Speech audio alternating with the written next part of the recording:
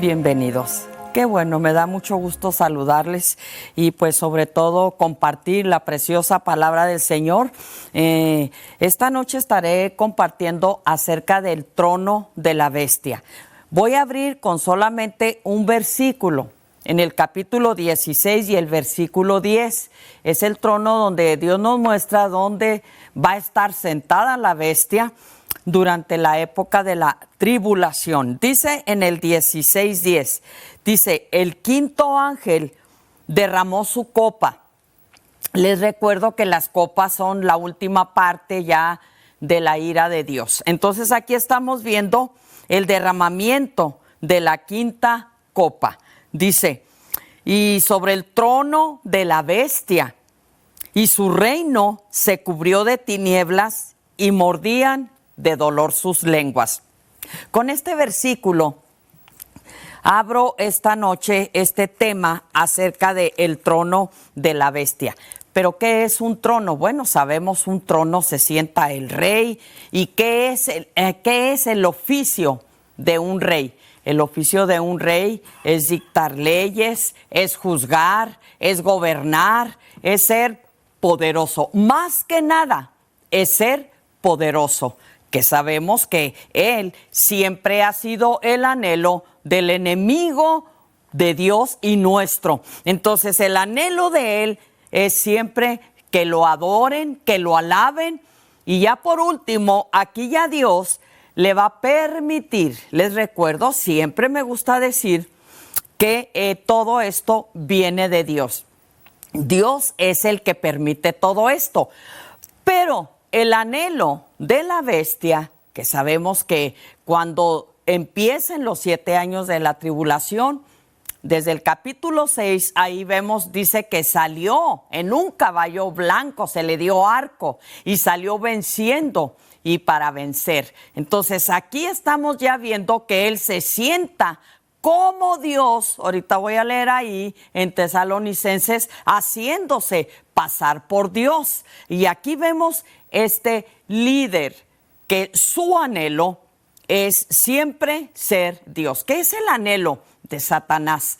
Él ahorita, por ejemplo, estamos viendo ahorita en estos días, él quiere ser un creador. ¿Por qué? Porque él imita. Él quiere ser como Dios. Ahí nos lo muestra toda la palabra, especialmente Isaías 14, Ezequiel 28. Ahí nos muestra toda la palabra que él fue lanzado. Pero sabemos que el anhelo de él es ser Dios. El anhelo de él es recibir la adoración, es ser el dueño absoluto de este mundo. Pero no nos confundamos, porque de Jehová es la tierra y su plenitud, el mundo y los que en él habitan. ¿Por qué? ¿Por qué Dios permite que el anticristo reine? ¿Por qué se le va a dar ese poder? ¿Por qué se le va a dar ese triunfo? ¿Por qué se le va a dar esa victoria? Es muy sencillo, ¿saben por qué? Precisamente por la apostasía que desde ahorita ya estamos viviendo. Todo creyente, nosotros debemos de llevarnos por la palabra de Dios, de guiarnos, porque en la palabra de Dios ahí nos enseña Él todos los acontecimientos futuros. Y este futuro acontecimiento sabemos por las señales, Mateo 24, todo lo que la palabra de Dios nos enseña, el fin de estos tiempos, cuando la iglesia sea levantada, sabemos que inmediatamente es lo que va a ocurrir. Entonces, aquí, por ejemplo, miren el trono. ¿Quién lo pone? Dios. Dice que de Dios viene todo esto. Por eso vemos en el capítulo 13, ahí en los versículos primeros, Él sale de la multitud, Él sale de la gente lo elige, la gente lo quiere, la gente lo ama, la gente lo sigue. Pero sabemos que todo esto viene de Dios. Miren, algo que yo pensaba y que estaba equivocada. ¿Saben qué? Qué bueno que somos imperfectos y qué bueno que nos equivocamos, porque yo pensaba que cuando Él empezara su reinado, pues todo iba a ser paz aquí en la tierra, solución a los problemas. Y ustedes saben todo lo que se habla, que uno levanta como doctrina, pero no, la palabra de Dios nos enseña que todo viene de Dios. Cuando Él salga, Apocalipsis 6, Él sale montado en un caballo blanco. Ya venció, pero todo viene de Dios. Cuando Él salga, ¿qué es lo primero que va a ocurrir? Guerras, hambres, pestes y muerte, el cuarto jinete. Entonces todo esto nos lo enseña Dios, pero todo esto viene de Dios. ¿Por qué? Por la gran apostasía.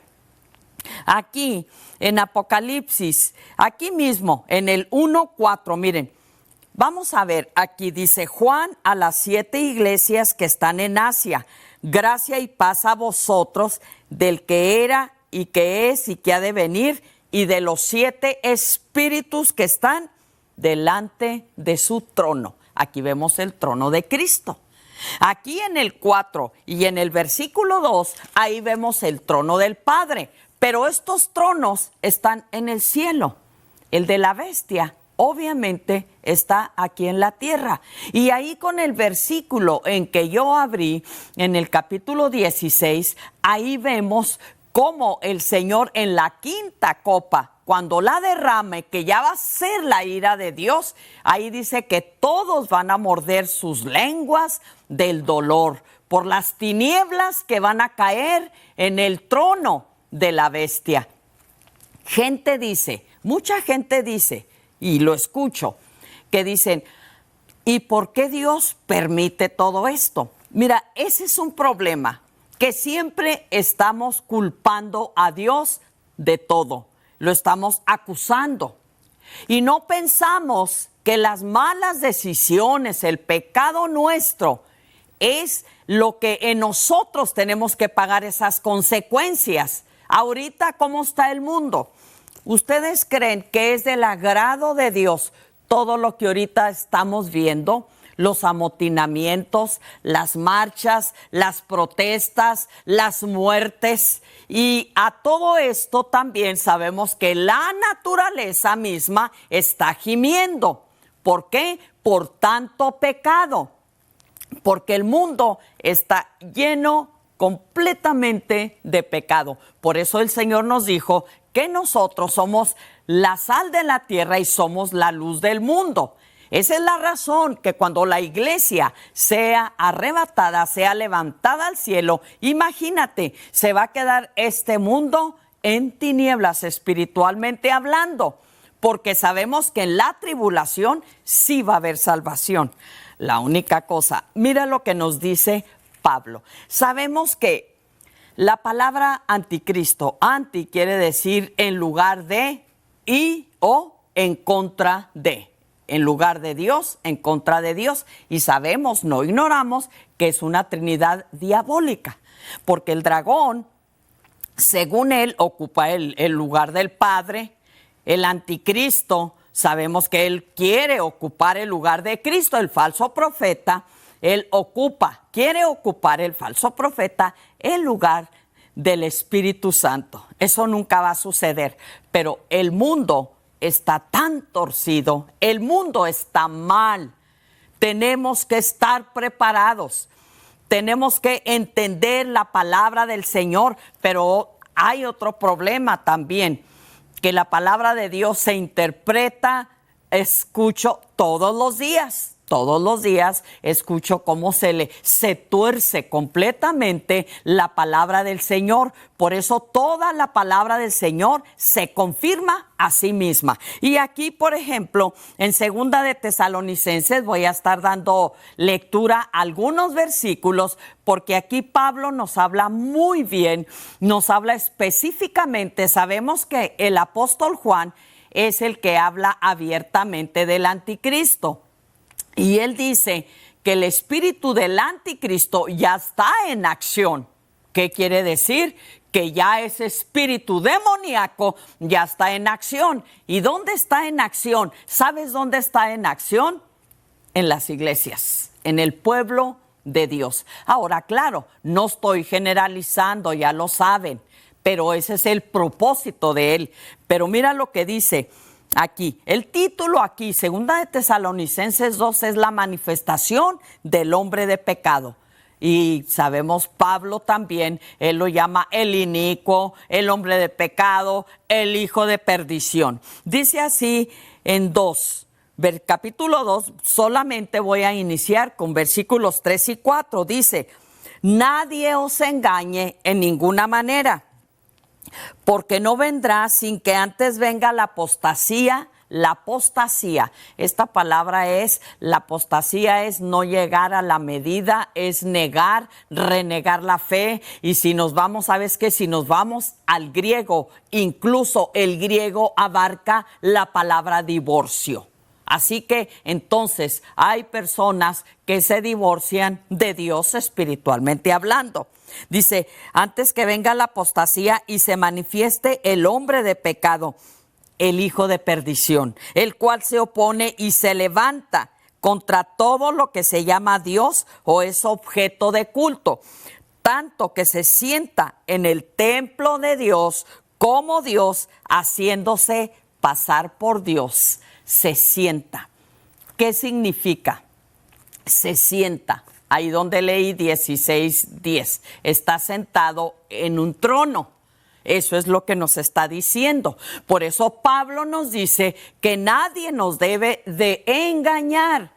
Porque ¿sabes qué? No va a venir ese vástago abominable. Él no va a venir sin que antes venga la apostasía, la separación de Dios, el engaño de Satanás en casi todo. Ya saben, nunca se debe de generalizar porque Dios habla de un remanente siempre, como compartí hace unas semanas atrás acerca del remanente. Pero Pablo nos advierte para no ser engañados, porque ahora él llega, fíjate que él llega y se sienta. ¿Qué quiere decir? Él va a reinar, él gobierna. Porque un reinado, les decía ahorita, hace unos minutos atrás, que ¿qué es lo que hace? Un rey pone leyes, un rey gobierna, un rey juzga, un rey dicta leyes, hace todo soberanamente. Entonces es lo que está pasando hoy en día en muchas iglesias. Desafortunadamente, esa es la realidad, son los tiempos que estamos viviendo continuamente y puedo decir que casi todos los días yo escucho de que viene un avivamiento y que el Espíritu, y se habla de la gloria y se habla de la unción y se habla de esto y se habla de lo otro. No lo niego, lo hay, amén. Todo ese don y poder lo tiene el pequeño remanente, pero ese gran avivamiento, sí les digo una cosa, ¿saben cuándo? Creo yo que va a venir. Mira, durante la tribulación va a haber salvación, a pesar de que Satanás, por la tecnología, ahí vemos en el 13, en el capítulo 13 de Apocalipsis y en el versículo 11 donde aparece la otra bestia, que tiene el mismo poder que el anticristo. Este es el falso maestro, ¿verdad? Este es el falso profeta. Y dice que con engaños, con prodigios, etcétera. Pero durante la tribulación va a haber salvación. Capítulo 7 de Apocalipsis, ahí nos enseña. Versículo 9 al 13, ahí nos enseña el Señor que sí va a haber salvación, pero va a haber salvación a costo de la vida del propio creyente. Entonces, en este tiempo, ¿qué es lo que va a pasar? Va a estar reinando. Satanás va a pedir adoración solamente a él. En 11:7 de Apocalipsis es donde Dios abre el abismo y sale la bestia. Ese no es el anticristo, sale la bestia, el dragón, la serpiente antigua que se llama Diablo y Satanás, que es lo que siempre ha hecho. Ahorita es muy triste la condición de muchos creyentes que están engañados completamente por no conocer la palabra del Señor. Tenemos que ir detrás de la palabra, tenemos que ir detrás de Jesucristo, leyendo aquí la palabra, ¿sabes qué? Escudriñando, meternos a fondo en la palabra del Señor, porque los tiempos son malos. Y recuerden, esta apostasía es por lo que va a acontecer que el anticristo aparezca. En el milenio, para los que no saben, en la tribulación va a haber salvación. Y yo sí creo que durante la tribulación, porque va a haber, dice ahí en Apocalipsis 7, de los que salen de la tribulación, dice que salen de toda tribu, pueblo, lengua y nación. Yo sé que en ese remanente que va a haber ahí, va a haber milagros, va a haber sanidades, Dios se va a manifestar, pero todo tiene que ser en oculto. Pero para la bestia, cuando descubra y sepa todo esto, les va a costar la vida. Entonces, no debemos de estar indiferentes a todo esto.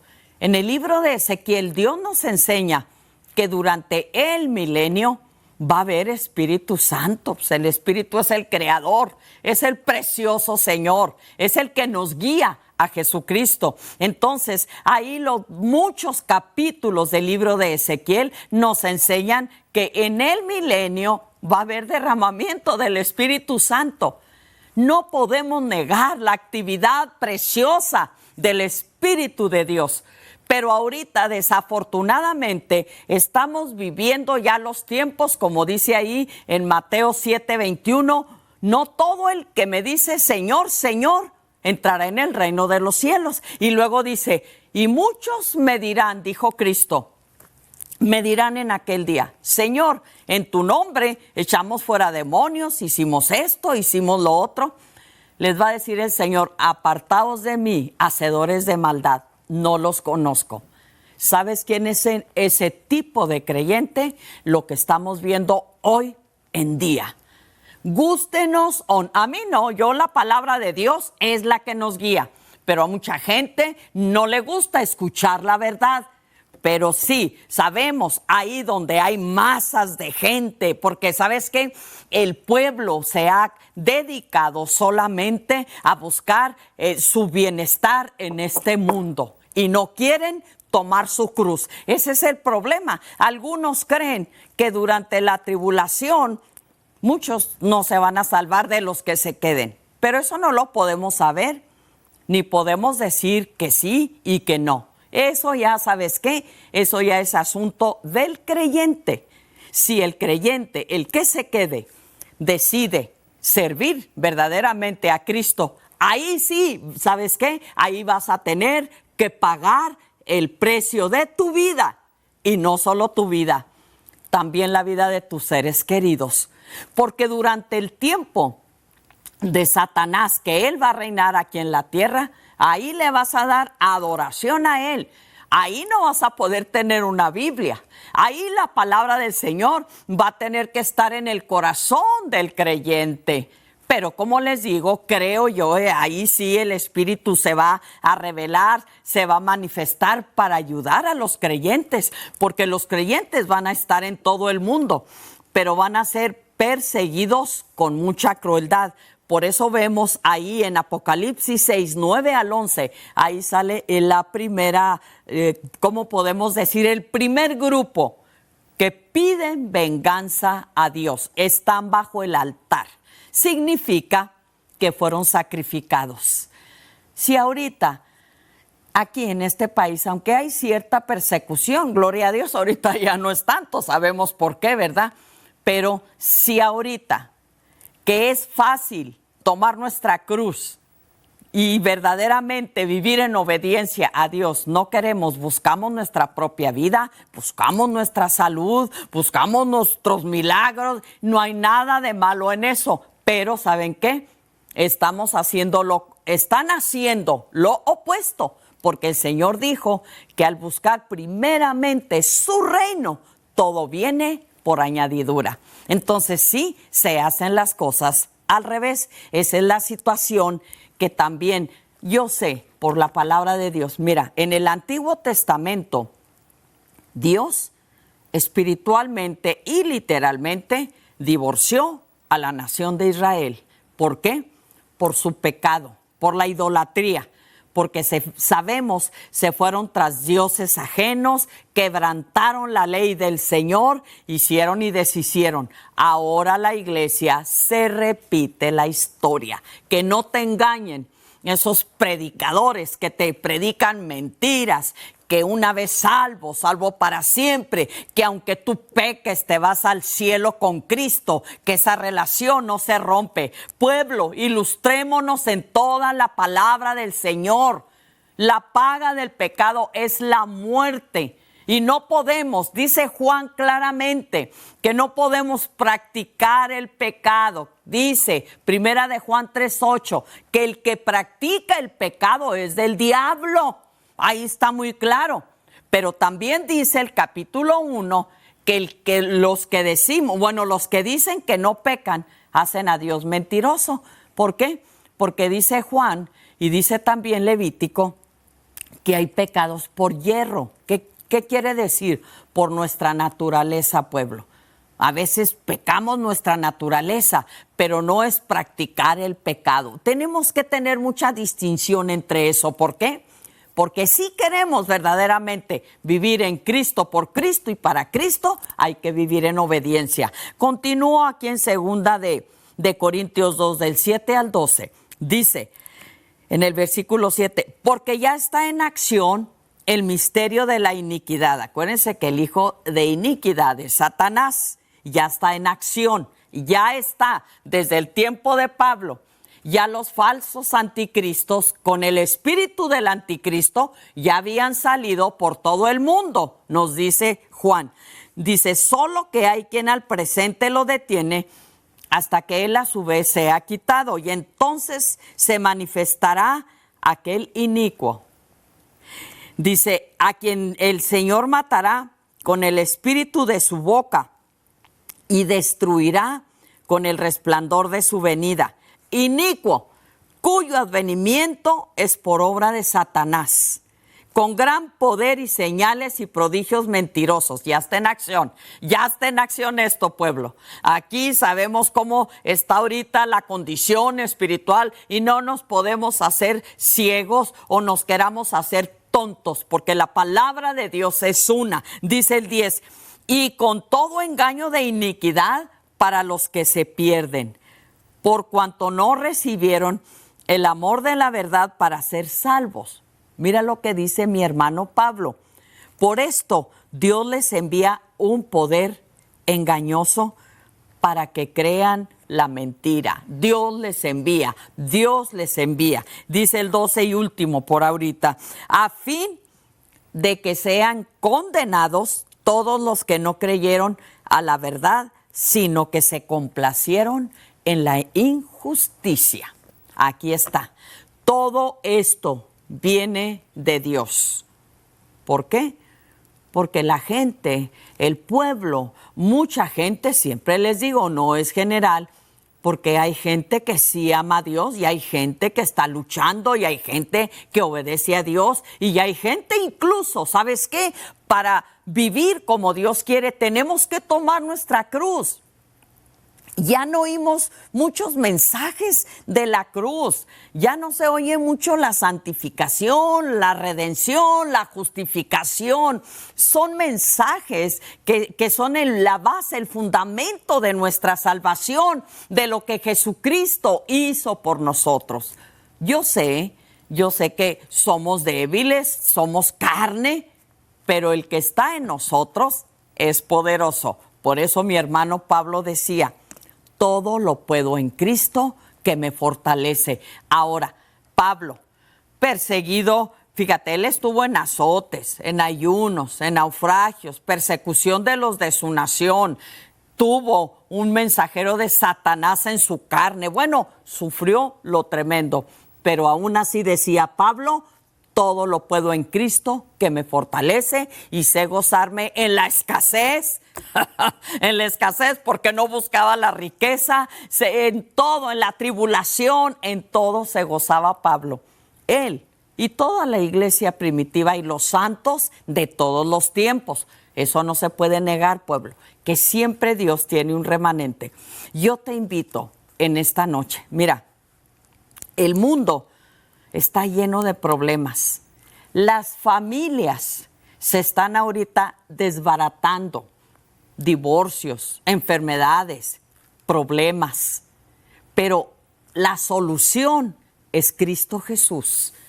Y no debemos de recibir al Señor para que solucione nuestros problemas, no.